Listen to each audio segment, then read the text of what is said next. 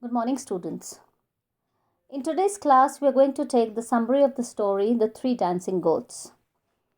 In my previous three classes, I have divided the story into two units each and explained with references from the text the complete story.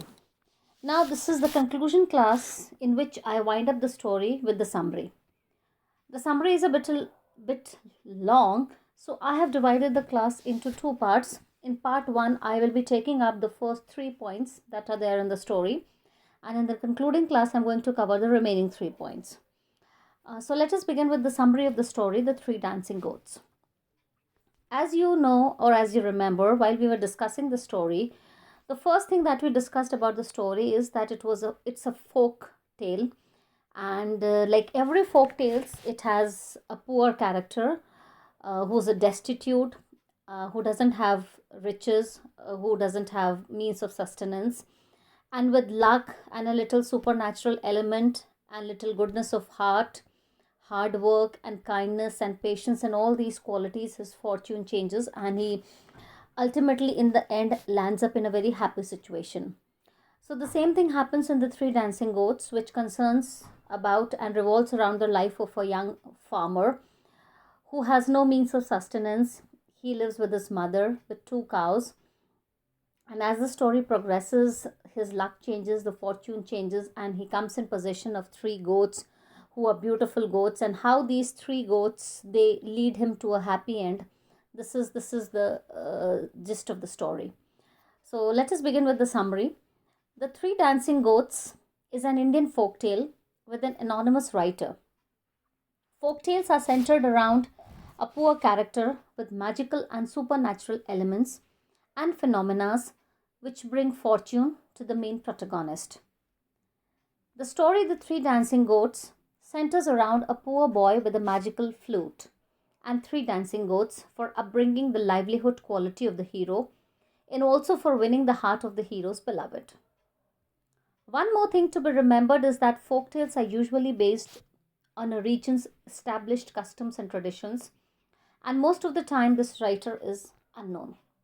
The same thing applies to the story that we are taking into consideration, that this is a folk tale which has been written by an anonymous writer. Now, the story has three important elements. The story is a long one, and if we divide it into our understanding, we can divide the story into 5 parts. The first part comprises of Sindhu's trading the cows for the three dancing goats and the magical flute. Second point is Sindhu selling his goats to the landlord's daughter. The third point we can talk about is the secret of the three hair strands of the landlord's daughter. Fourth can be the marriage invitation. And fifth is the revelation of Sindhu's identity. For the understanding of the students, I have also divided my summary into these points. In today's class, we will be covering up the first 2 points because they are a little lengthy, and in the concluding class, we're going to cover with the remaining 3.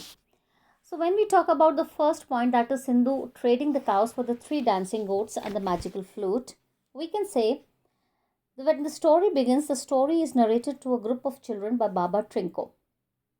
Baba Trinko is sitting with the children and he starts narrating to the students, to the teacher or the children. The story is about a young poor peasant who lives in a village with his mother and two cows. During the time of drought, Sindhu's family's economic conditions worsens and they are left with nothing to eat. With no option left, Sindhu and his mother decide to sell the cows for sustenance. While going to the market, Sindhu meets an old lady who has three goats. The old lady is sad to see Sindhu in such condition and offers him her goats in exchange for the cows. She ensures Sindhu that she will take good care of cows. Though initially hesitant, Sindhu is impressed by the dance of the goats and is delighted to, to give his cows in return for the goats and the flute. When he reaches home, Sindhu's mother is unhappy with the bargain of Sindhu and thinks that the lady has cheated her son. But Sindhu convinces his mother that the goats will one day bring fortune to him. Sindhu carries on with his life exhibiting the show of the dancing goats in the village. Everyone who watches the dancing of the goats is astonished.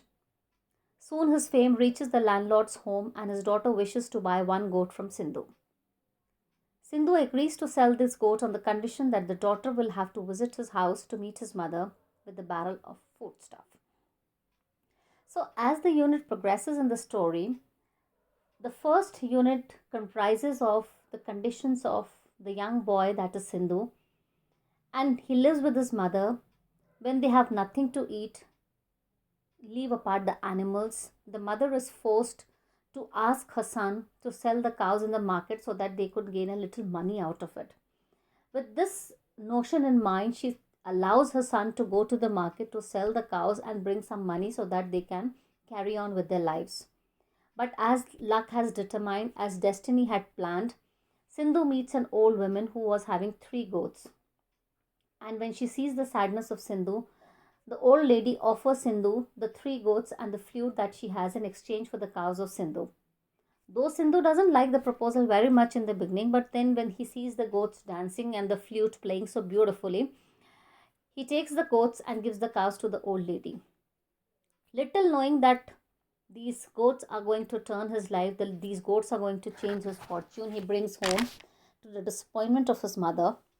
But slowly, he starts playing the flute and the goats start dancing. And this event, that it starts circulating in the village.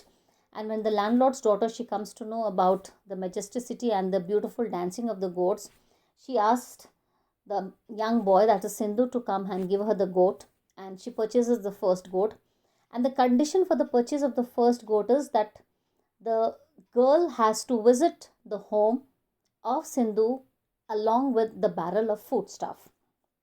So the landlord's daughter, she agrees to the proposal which Sindhu had given and thereafter becomes the owner of 1 goat.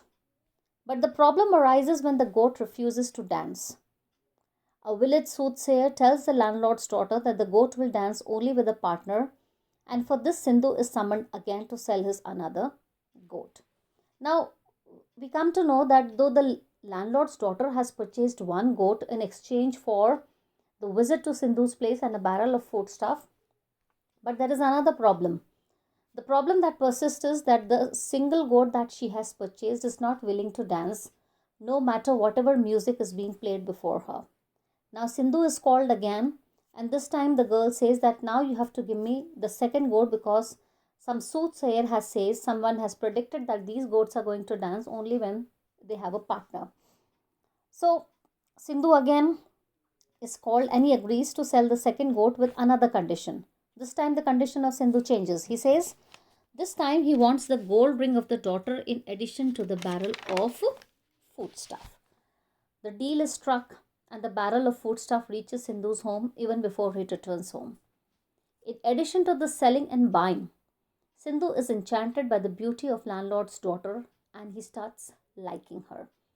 So when this all is going on, when the first goat refuses to dance and the second goat is called upon by the landlord's daughter, and she again offers a price to buy that goat, and this time the price is that Sindhu says that you have to give me the gold ring that you're wearing along with the barrel of foodstuff. So the girl, she agrees to this proposal, and when Sindhu keeps on coming and meeting the girl, he somehow falls in love with the beauty of the girl and is enchanted with her. And somewhere in the back of the mind and somewhere at the heart of the heart, he nurses, a feeling that probably one day he's going to marry this girl. Now, as I told you earlier when we started with the class, that the story can be divided into 5 particular points when we cover the summary. So in this class, I have covered the first 2 points, that is the beginning of the story, depicting the condition of Sindhu, the exchange of the cows with the magical flute and the goats, and the purchase of 2 goats by the landlord's daughter. In tomorrow's class, we are going to take up the remaining part of the summary.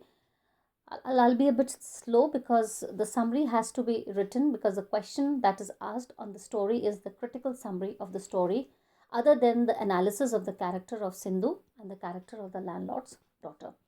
So much so for the class today. For the next class, that is tomorrow, we'll end up with the summary of the story. Thank you.